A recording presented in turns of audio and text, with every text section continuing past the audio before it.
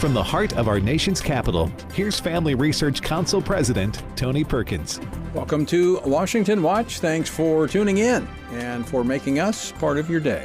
Well, coming up on this Thursday edition, yesterday, former President Donald Trump asked the Supreme Court to weigh in on the rogue decision by officials in Colorado to remove him from the ballot in that state.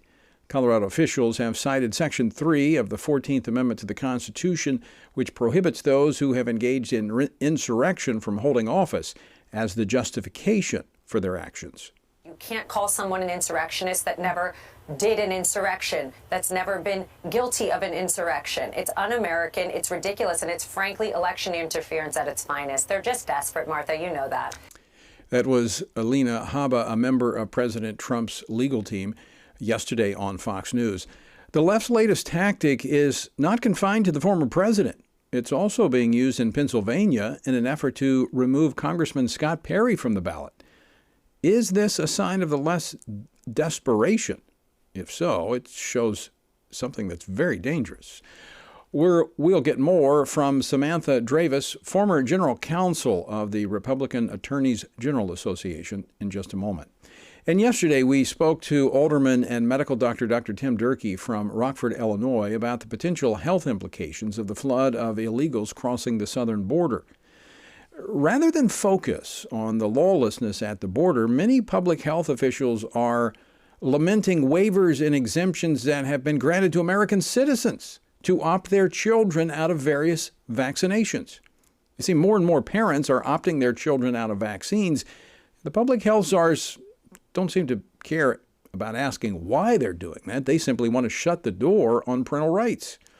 But could this be yet more fallout from the government's failed approach to COVID-19 pandemic? The American public is losing trust in the healthcare community and the government. We're going to talk with Dr. Robert Malone, Chief Medical and Regulatory Officer for the Unity Project. And speaking of the COVID pandemic, Ohio Attorney General Dave Yost is warning that the Biden administration is increasingly using this language, all of government response. And they're using that to pursue their priorities, and they're ignoring the law and the limits on their power. So how can this be stopped? We're going to talk about that with General Yost later on Washington Watch. And you'll love this. This afternoon, New York City Mayor Eric Adams announced that he was suing 17 bus companies that have been transporting illegal migrants to his sanctuary city.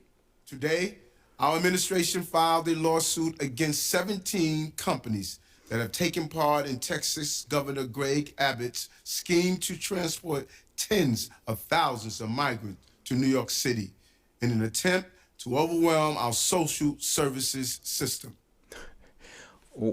Why not go to the source of the problem? The Biden administration and their policies at the southern border.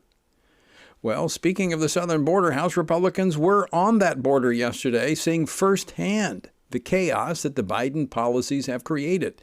And we're going to be joined later by the House Speaker, Mike Johnson, here on Washington Watch. The website, TonyPerkins.com. If you miss anything, well, it's right there. In fact, point your neighbors and your friends to TonyPerkins.com. All of our programs are archived there at the website. Our word for today comes from Genesis 11. It's the account of the Tower of Babel. The Lord came down to see the city and the tower which the sons of men had built. And the Lord said, indeed, the people are one, and they all have one language. And this is what they begin to do. Now nothing that they propose to do will be withheld from them. Come, let us go down and confuse their language, that they may not understand one another's speech. So the Lord scattered them abroad from there over the face of all the earth, and they ceased building the city. You might say, what's wrong with building a city? Well, it was designed to counter the command of God to disperse. They wanted a centralized government to rule over all the people. God's design is decentralized because of the corrupting nature of power. Notice the outcome. When man rallies against God and his plans, God takes note and he comes down. To join us on our journey through the Bible, visit frc.org/Bible. By the way, this week we launched a new 2-year journey through the Bible with the Family Research Council Stand on the Word reading plan. I encourage you to join us. In fact, you can get the downloadable reading plan for free at frc.org/Bible. Well, as I mentioned yesterday, attorneys representing former President Donald Trump requested that the U.S. Supreme Court overturn the recent Colorado court decision to remove him from the state's Republican primary ballot. But the left's use of lawfare to target candidates they fear at the ballot box isn't limited to the former president. Earlier this week, a Pennsylvania activist filed a lawsuit aiming to bar Pennsylvania Congressman Scott Perry from running for a seventh term to Congress, claiming he engaged in insurrection by challenging the 2020 election results. The question is, was our republic designed to withstand these types of lawfare tactics that the left is now engaged in? Joining me now to discuss this is Samantha Dravis. She's the former general counsel of the Republican Attorneys General Association, is now the principal of Axe Advocacy. Samantha, welcome to Washington Watch. Thanks so much for joining us. Thank you for having me, Tony. It's great to be here. So you've been involved in these issues, and correct me if I'm wrong, but neither Congressman Perry nor the president have been charged or convicted with crimes. Well, that's absolutely right. And, if you want to talk about the 14th Amendment, there's another provision of the 14th Amendment called the Due Process Clause. And President Trump and Congressman Perry are absolutely being denied due process when you unilaterally have a rogue partisan official removing them from the ballot without having even been so much as charged or convicted for the crime of insurrection, using a 155-year-old provision that was written after the Civil War and was meant to address an actual insurrection in which people actually took up arms against the United States. So these are very thin, patently absurd legal theories. And Tony, I think we're in very dangerous, uncharted territory. The Democrats have decided that they'll use any means necessary to stop President Trump from beating Joe Biden. They're seeing that Joe Biden has historically low approval numbers, and they're willing to misinterpret our own U.S. Constitution, erode the rule of law, which is one of the bedrock principles of our democracy, and weaponize and abuse the justice system. And so was our democracy built to withstand that? I guess we'll see, because we are in completely uncharted territory here. That's my concern, Samantha. I mean, look, first off, I'm not going to accept their terminology. I do not think what happened at the Capitol on January the 6th was an insurrection. I think it was a lawless act. It was a riot. I'm against it. I spoke out about it right after it happened. I think it was foolish for people to go there and do what they did, those who broke the law. But it was not an insurrection. You don't have an insurrection with signs and placards. That's not how you do it. But then secondly, my understanding, the Constitution requires that if you have committed this crime of insurrection, you have to have been convicted of it. And neither of these individuals have been convicted of that crime. In fact, the president, he was impeached, but he was acquitted of that. Well, that's exactly right. So Congress, there is a specific statute, 28 U.S.C. 2383, that deals with the crime of insurrection. And neither President Trump nor Congressman Perry have been charged, let alone convicted under that statute. But this is one of the key legal arguments that President Trump's legal team and as well as the Colorado Republican Party are arguing in their petition for a writ of certiorari to the Supreme Court, is that Section 3 of the 14th Amendment has to have an enforcement mechanism, and that enforcement mechanism can only come from Congress alone. It's not coming from, it's not whoever, a random Colorado Secretary of State or Maine Secretary of State interpreting that Congress has to specifically lay out what they mean when they say who should be disqualified. And so that will be one of the key legal arguments that I expect the Supreme Court will take up. You've got something like 15 states that are considering removing President Trump from the ballot. And so this is a key constitutional question that I hope the court will weigh in on very quickly. Yeah, I think you're right, because I do think that if other states follow suit, that you're going to see a tit for tat. I think you're going to see Republican officials are going to look at, you've got a Biden administration that's not enforcing the law at the southern border. They could act on their own, just as Colorado has acted on its own. So let's talk a little bit, Samantha, about the Supreme Court. The president, his legal team appealing to the Supreme Court yesterday. What do you think the time frame may be on this, and how would this play out? Right. So President Trump's appeal, I believe that was yesterday. And so under the writ of certiorari, the other side, so the Colorado's Secretary of State of Colorado will have 30 days to respond to that petition and to argue to the court that they should or should not grant cert. So they'll have 30 days to do that. The court meets every Friday that they are in session, and they discuss the pending cases before them. And it takes 4 of the 9 justices to grant cert. So again, I mean, I think I heard Mike Davis say it recently. He wants the court to put on their big boy pants and do this expeditiously and swiftly. You know, they don't have to grant cert, but I expect that given what an important constitutional question this is, as well as the high number of states that are considering this and the fact that you may have a patchwork, that they will take it up and hopefully do so swiftly. Now, both Colorado and Maine sort of tried to play a little trick, which is they said, we're going to stay this decision until this appeal can be heard. And I believe that was meant to send a signal to the Supreme Court to say, well, you know, judicial relief isn't needed right away. Don't worry. His name's not going to technically be removed until the appeal can be heard. But I think that that's just all playing politics because, as we talked about from the beginning, the erosion of the principles of the rule of law here, the damage has already been done on that front. Correct. I believe you're absolutely right. But we're working with a very narrow window because you've got states. I mean, we're just a couple of weeks away from Iowa's caucus, and then we start rolling in March. We've got a lot of states that have their primaries, so there's not a lot of time for the Supreme Court to move on this. If they're going to step in, it's going to have to be pretty soon. That's right. And I do expect, again, I expect that they will. We'll see if the state of Colorado responds to the petition.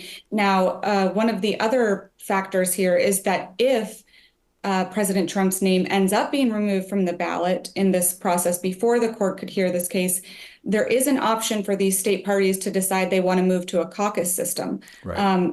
That remains to be seen if that plays out. But for now, both of these states have said, well, his name is technically still going to be on the ballot until the court can hear this case. Now, that works for the primaries, but it would be a different issue come the general election. The parties do not have as much flexibility on how they handle the general election because that's usually state legislatures. Well, that's correct. And that's why this is so important. And it's really important that we get this sort of resolved quickly because the denial of the right of the American people to be the ones to elect their representatives and their president. We've got millions and millions of people in Colorado alone who voted for President Trump, right. And they should be the ones to decide who will represent them. They know what's best for them. And so that right belongs to them, not to these partisan officials who are just really afraid of frankly, Trump beating Biden come November. Samantha, I want to thank you for joining us. Appreciate your insights, and I would agree with you. I think this is very dangerous. I think our republic could withstand this, but the problem is it's weakened by it, and it's kind of like once you go down this path, there's no going back. Samantha, thanks so much. Great to see you. All right, when we come back, the health czars of the country, not too concerned about what's happening at the border in terms of the health crisis there, but parents opting their kids out of vaccines. That's next.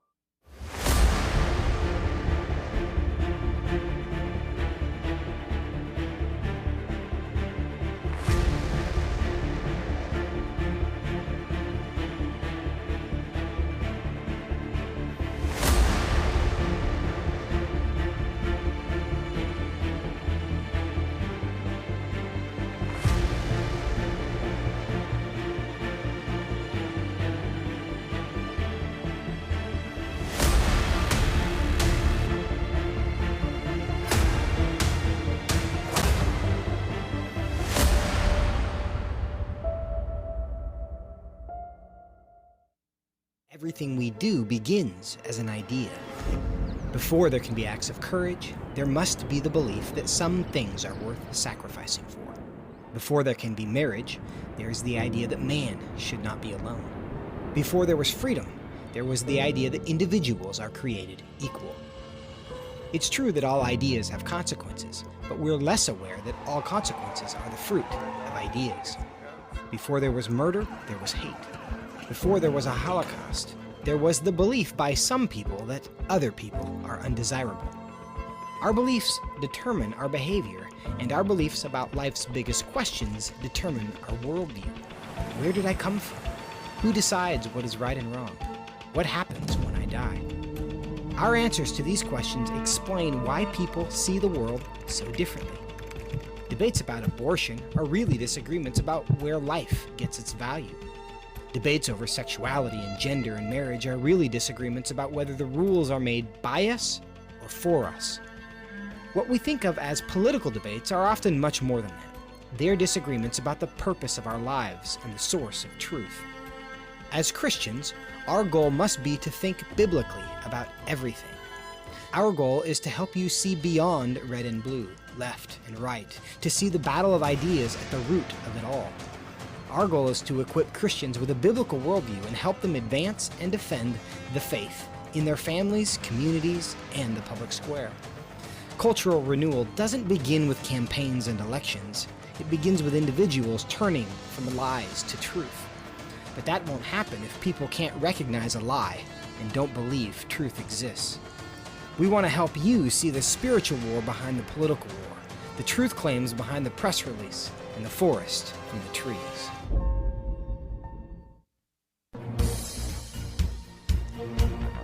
Welcome back to Washington Watch. Thanks for tuning in and joining us on this Thursday. According to a recent Centers for Disease Control and Prevention report, 2023 saw the highest number of vaccination waivers among kindergartners ever recorded, with 3% of these students receiving waivers. While the legacy media rushes to connect this statistics to misinformation, could there be something else behind this? Did the federal government's handling of COVID and the Biden administration's overreach with shot mandates, even for healthy young people with no comorbidities, facilitate a distrust of Americans toward vaccines, toward the medical community, and toward government? With me now to talk about this is Dr. Robert Malone, Chief Medical and Regulatory Officer for the Unity Project, and an internationally recognized physician scientist who has specialized in advanced development of medical countermeasures to infectious diseases. Dr. Malone, welcome back to Washington Watch. Thanks so much for joining us. Thanks for having me on, Tony, and talking about these important topics. Well, let me get your reaction to this, to this rise in vaccine waivers. And of course, the media going crazy about this. It's all about misinformation. But isn't this more fallout from the government's failed approach to the pandemic? Precisely. I think you have this exactly right in terms of your analysis. And I hate to say I told you so, but this was what I predicted about 3 years ago would be as a consequence of the federal policies and the heavy-handed actions, as you say, overreach. There's such things like the redefining of what is a anti-vaxxer as anybody who is not okay with vaccine mandates, which almost immediately defined a large fraction of the population as anti-vaxxers. This overreach, as you say, has created not just a wariness of federal government policies and messaging, but a re-examination of the whole pediatric vaccine schedule. And it's rare now that I run into somebody, a young parent, who isn't talking about extending the schedule and which of these jabs can we drop. Mm-hmm.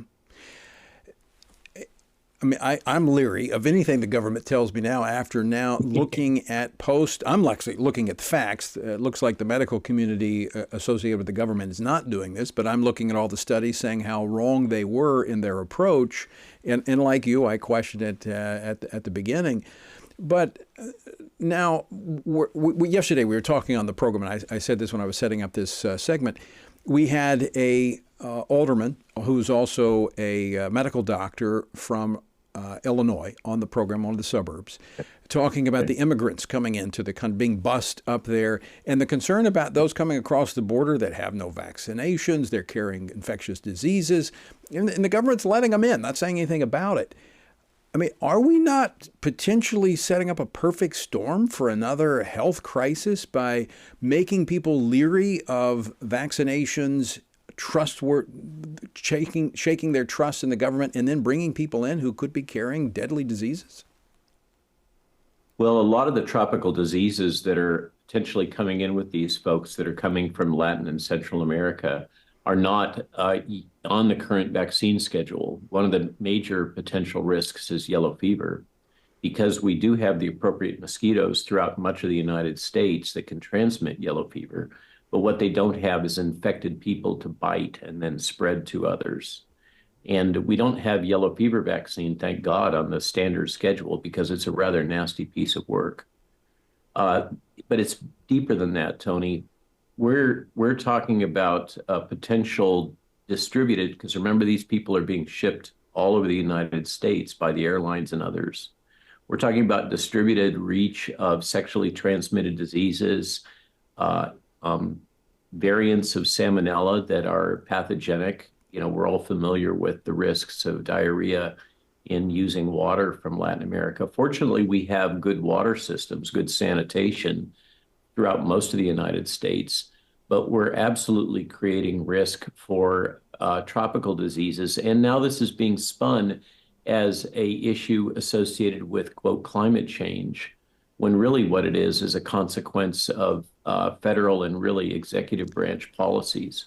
Now, I know the answer to this question that I'm going to ask you, Dr. Malone, but why are these public health czars not talking about that threat as opposed to wanting to, and I know where they're going with this concern about parents opting their children out of vaccinations. They want to take away those parents' rights, and they want to force them, their children, to get these vaccines. Why aren't they focusing on that threat on the southern border? Well, Tony, well put. And what it reveals is the subterfuge or really fraud that's going on here politically when there's a focus on irrelevant threats or modest threats and a complete lack of focus or addressing clear and present dangers. And that's what we're facing in so many different dimensions with this flood of 3.2 million immigrants at a minimum across the border during 2023. Is a major infectious disease threat in addition to the threats to our social system, infrastructure, jobs, et cetera. Dr. Malone,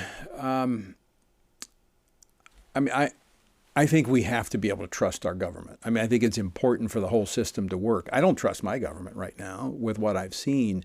But I want to ask you this. Can trust in these important institutions be restored? And if so, how?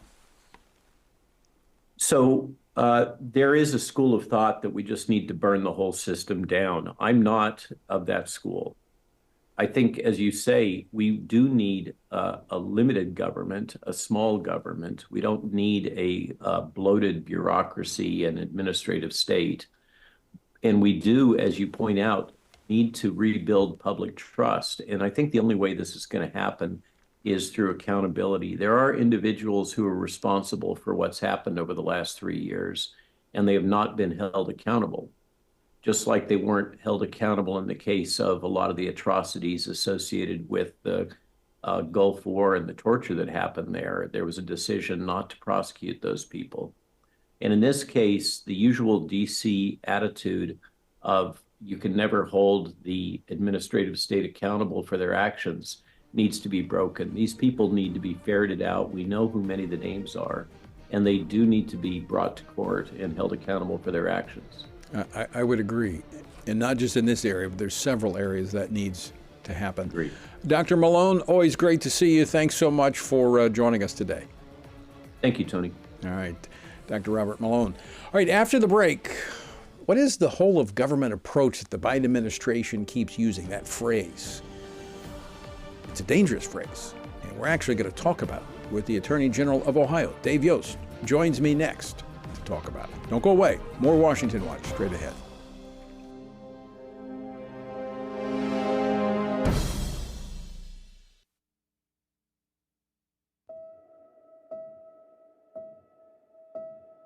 All of us are born with the desire to find truth and meaning. Where did I come from?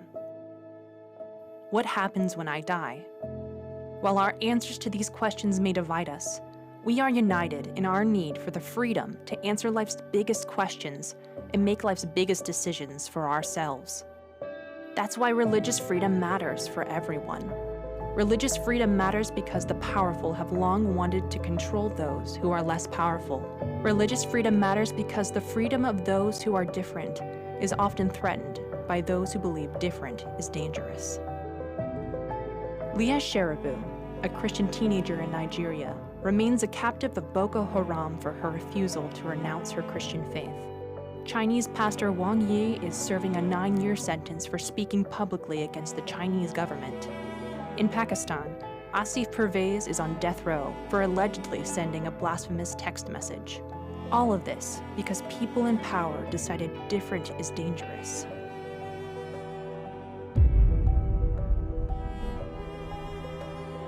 At the Center for Religious Liberty at Family Research Council, we promote religious freedom for everyone because the only alternative is religious freedom for no one. We encourage Americans and the American government to engage and advocate for the persecuted, and they do. We work every day to bring good news to the afflicted, to proclaim liberty to captives and freedom to prisoners. We do it because that's what Jesus does. We work to give freedom to others because we ourselves have been set free.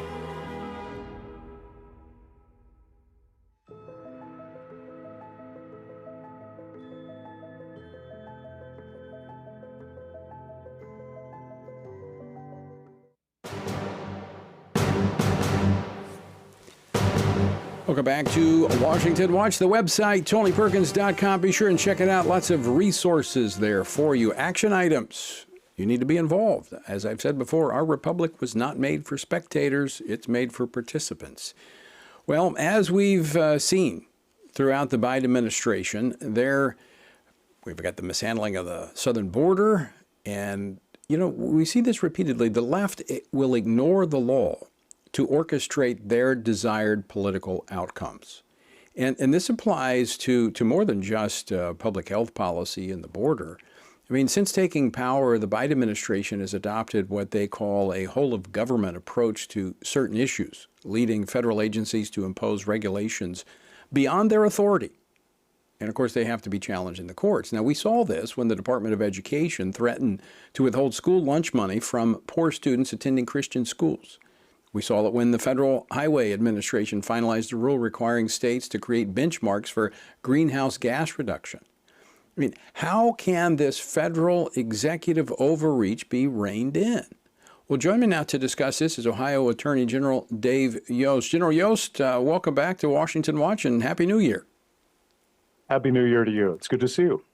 Well, good to see you as well. And you've been on the front lines of this. We've talked about this before, how the attorneys generals of the states have really been taking on the federal government under the Biden administration with this whole of government approach where they're overstepping their bounds, but they're doing it regardless of what the law says. How do we stop this? Well, we have to rely on the genius of the founders, the separation of powers.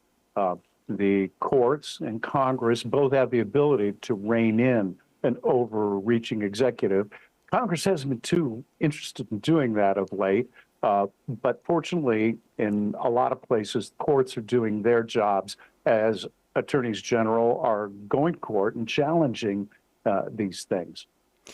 Let's talk about some of these some of these abuses. Now, one that you were quite involved in, and we were just talking earlier in the program about what's been happening at our southern border and what's been happening with diseases that are coming in and how COVID-19, they overreached and how we're really kind of almost setting the stage for another massive government overreach.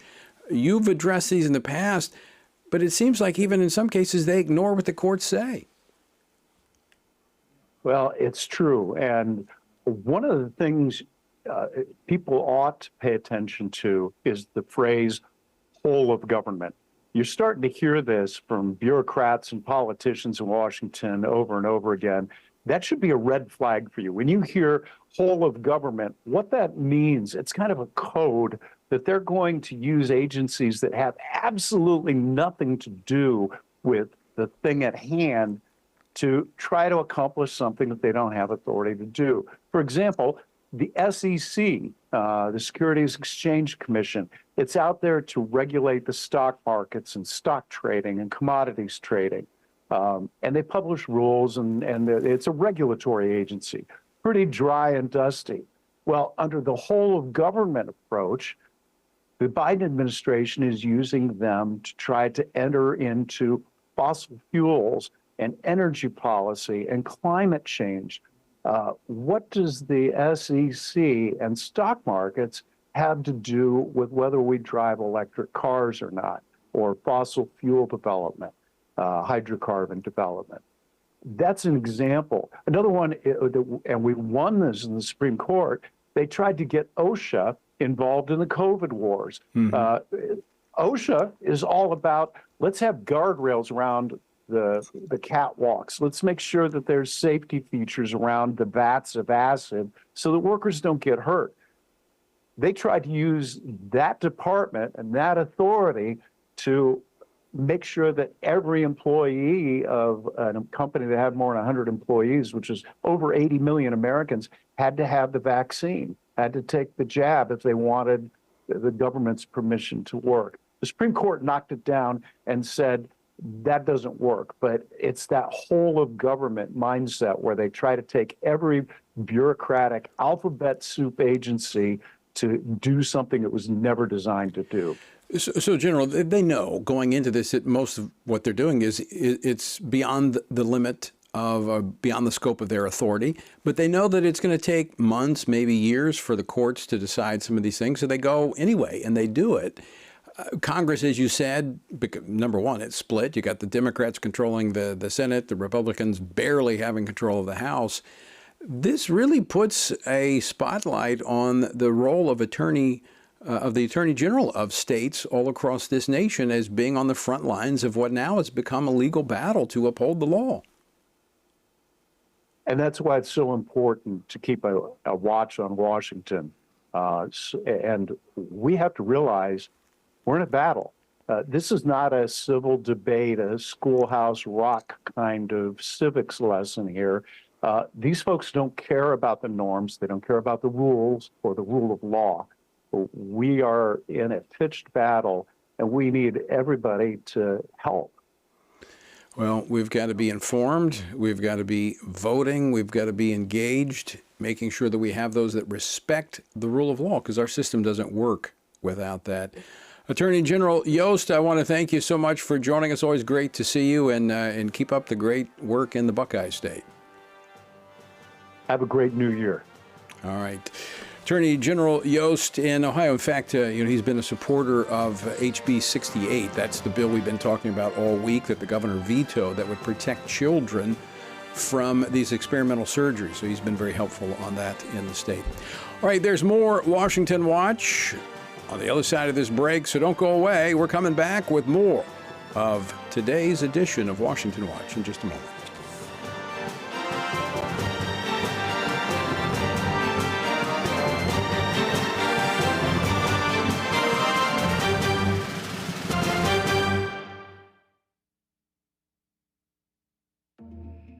The world is hurting, streets are filled with crime, families are broken, sin is celebrated, and God is mocked.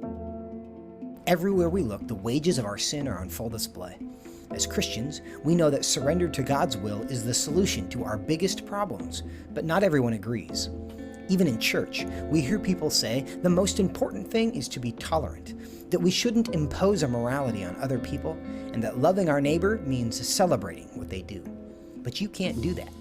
It's not that you don't love your neighbor, you do, but you care about God's opinion more than your neighbor's opinion, and this makes you different. In fact, sometimes it makes you feel alone, like you are the only one. But there is good news. You are not alone, not even close. Research has found that there are 59 million American adults who are a lot like you. There are millions of people around the country who are born again, deeply committed to practicing their faith, and believe the Bible is the reliable Word of God. But that's not all. They're also engaged in our government. They're voters. They're more likely to be involved in their community, and they're making a difference in elections. The problem is that a lot of them feel alone too. We want to change that. FRC wants to connect these 59 million Americans to speak the truth together, no matter the cost. If you want to learn more about this group and what it means to be a spiritually active, governance-engaged conservative, or if you want to find out if you are one of these SageCons yourself, go to frc.org/SageCon and take the quiz to find out. The world is hurting, and we have the solution. We can't do it alone, but we can do it if we work together. That's what we're working toward every day. Join us. Go to frc.org/SAGECON, SageCon, to learn more. That's SAGECON, SageCon, to learn more. I'm often asked by people, Tony, how do you stay encouraged? How do you deal with all of the stuff in Washington, D.C., the negative policies that are attacking our faith, our family, and our freedoms? Well, you want me to let you in on the secret? It's called the Word of God. And that is why the Family Research Council embarked on Stand on the Word, a 2-year journey through the Bible. It's a chronological Bible reading plan with just 10 to 15 minutes a day. In 2 years, you will have covered the entire Bible. And to go along with this, Monday through Friday, I do a morning devotional that goes along with the reading of the day. It's all designed to encourage you on this journey because the Word of God, as the psalmist said, in my affliction, here's my comfort. Your Word gives me life. That is our source of strength. To find out more, go to tonyperkins.com or frc.org/Bible. And I invite you to join me every morning for our Stand on the Word Bible devotion.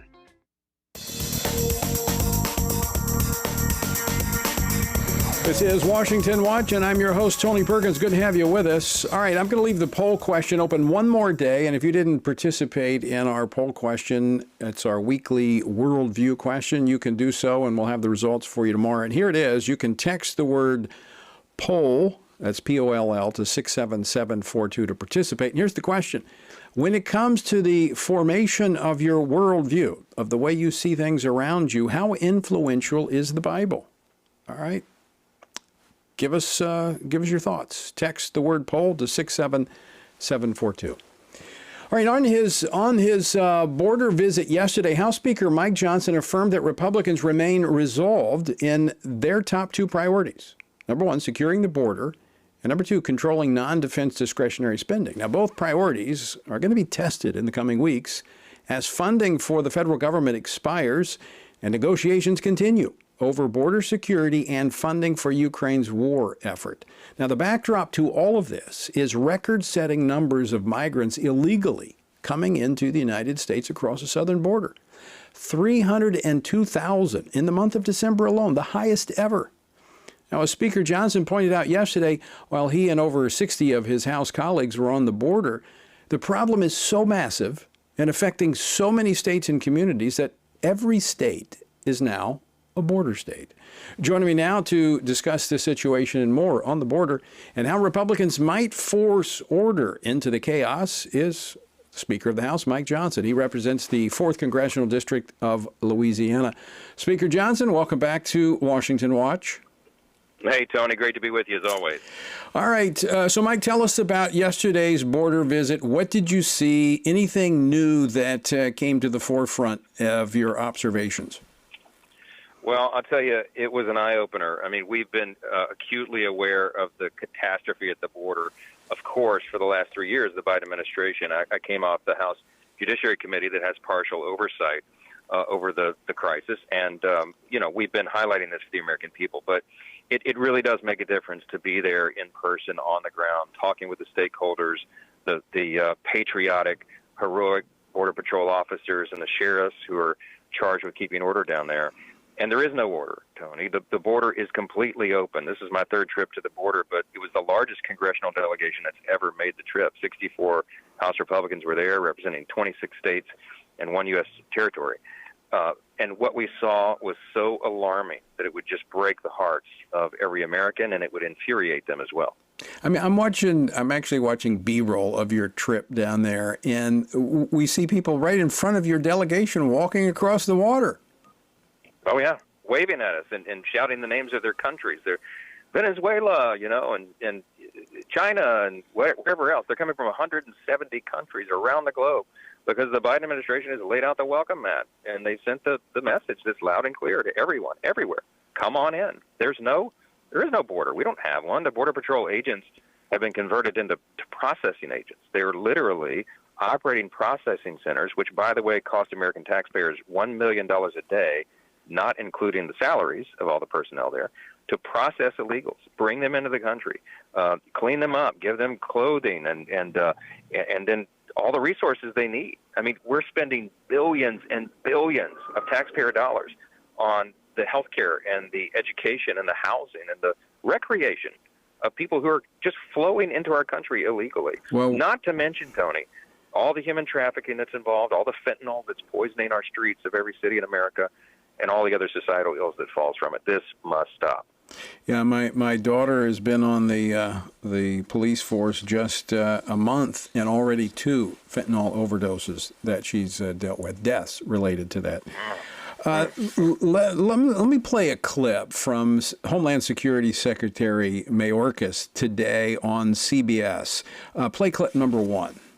Everyone agrees that the system is broken. And what we are doing is enforcing our laws. We are enforcing our laws, the criminal laws, our immigration laws, and that includes our asylum laws.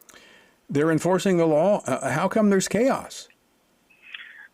I want to be charitable in how I respond to this, Tony, but that man is lying to the American people. He's done it repeatedly under oath. It is so frustrating to us that the Secretary of Homeland Security, who helped engineer this catastrophe, is just blatantly saying things that are clearly, demonstrably untrue. From the very first day that President Biden took his occupation of the Oval Office, he started issuing executive orders. Among the very first things he did when he walked into the office 3 years ago is that he reversed the Remain in Mexico policy that had worked so well under the Trump administration, right, to stem the flow of illegals. They reinstituted catch and release. They have abused the asylum and parole systems. They've broken them completely, and that's why we have no system at all. Tony, the numbers are staggering.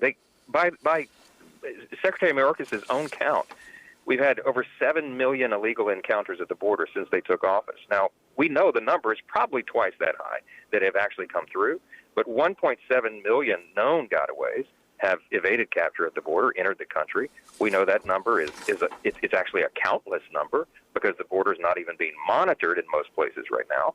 We have at least 312 suspects on the terrorism watch lists that were encountered at the border. Now, how many evaded capture and got in without being known or seen? I mean, they're setting up terrorist cells around the country. People are coming across the border in full military fatigue from adversarial nations. It's absolutely out of control, and Mayorkas and President Biden are personally responsible for it.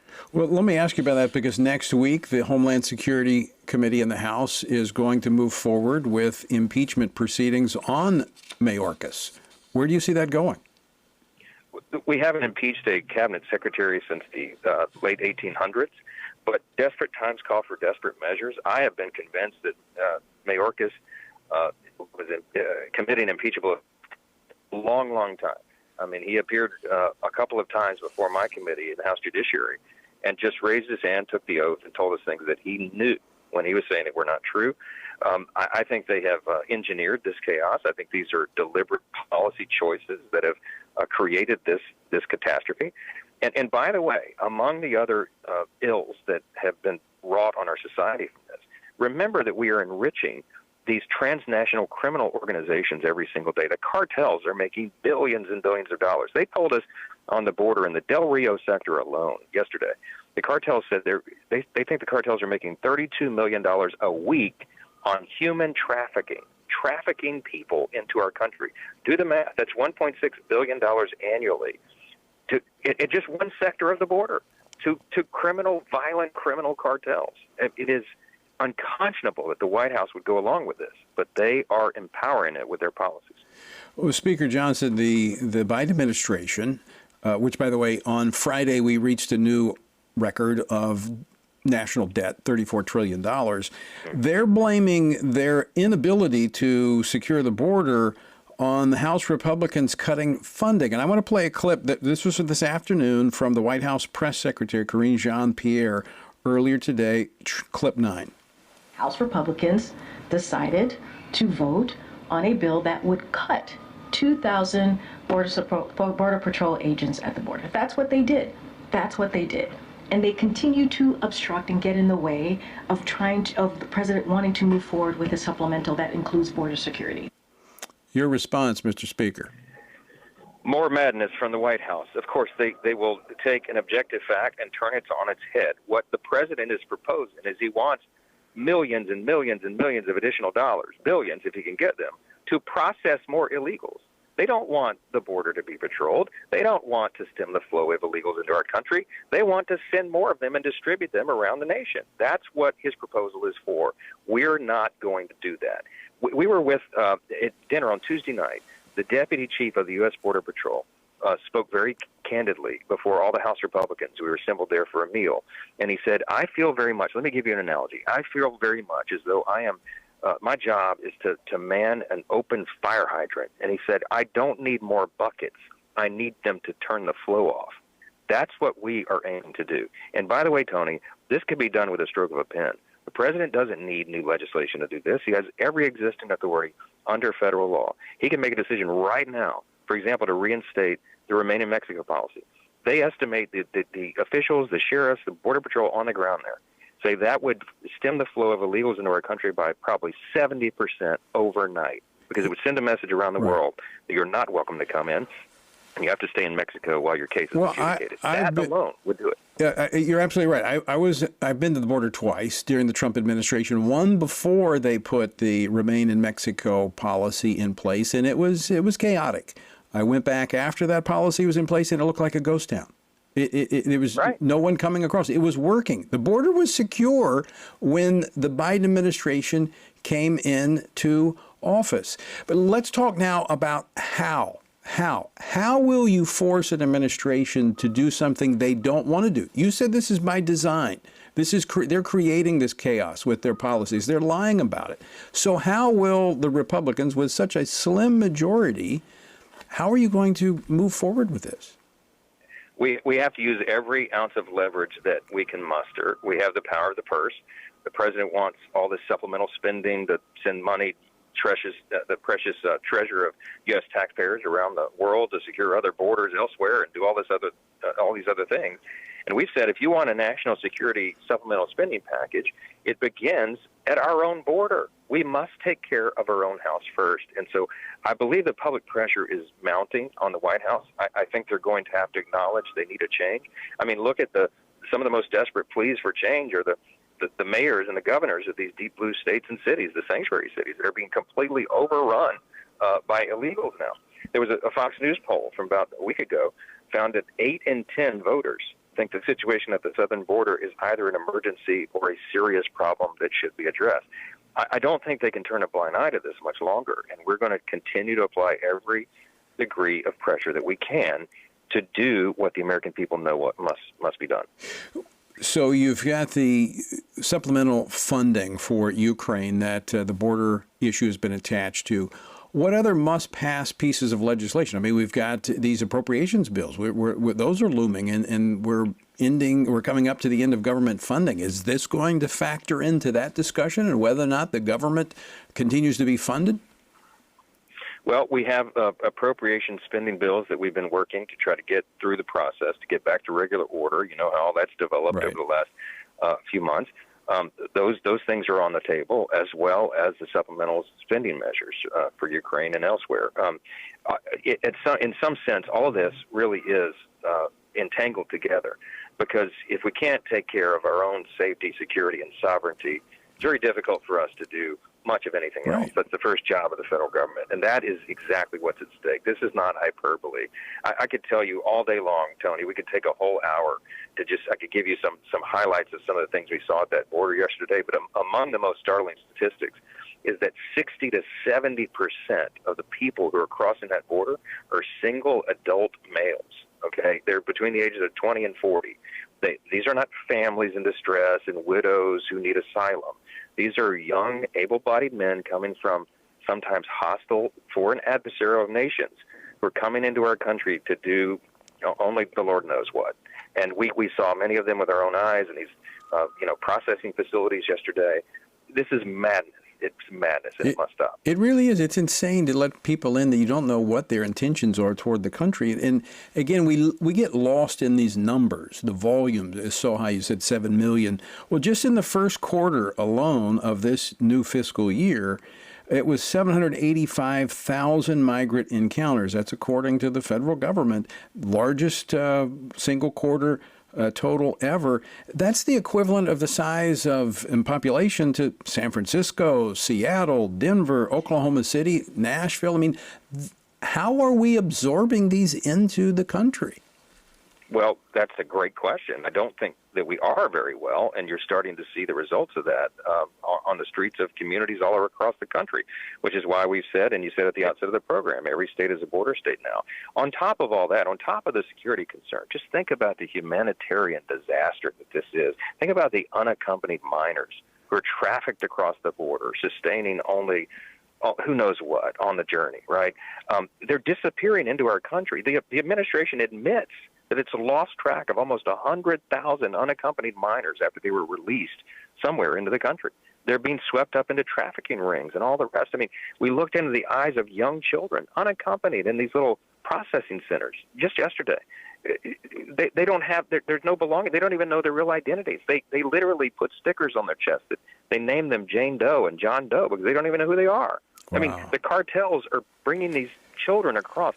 They're dropping them into the razor wire entanglement so that the Border Patrol agents have to run to rescue the infants and young children, cut the razor wire, and leave a gaping hole for them to get through in places they weren't before. I mean, this is the disaster is just magnified over and over and over, and it's difficult to articulate how terrible and disastrous this is for all of us. How in the world could that be defined as compassionate, having compassionate policies that lead to that type of exploitation, abuse to individuals, especially women and children? How could anybody in good conscience, in any position of authority, understand that that's happening and turn the other way? These are unanswerable questions right now, Tony, and that's why we're demanding action from the White House. This is not who we are as a country. We stand for the rule of law, and certainly we stand for the humanity of all people who are made in God's image. And right now they're being trafficked and abused, and the White House seems not to care. House Speaker Mike Johnson, we're out of time, but I want to thank you for joining us today, giving us an update on your trip to the border. And obviously, we're going to be watching this very closely and carefully as it moves forward in your efforts to address the border issue. Thanks so much for being with us today. Thank you, my friend. Talk to you soon. All right, House Speaker Mike Johnson.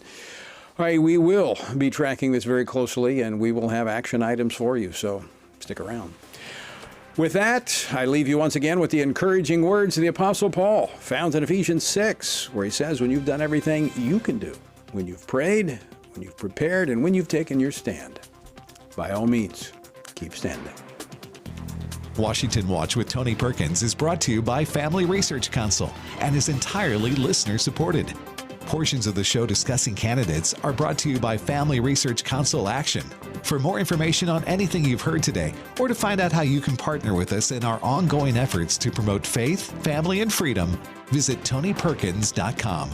Also, to leave a comment about Washington Watch, call our watch line at 1-866-372-7234. That's 1-866-372-7234.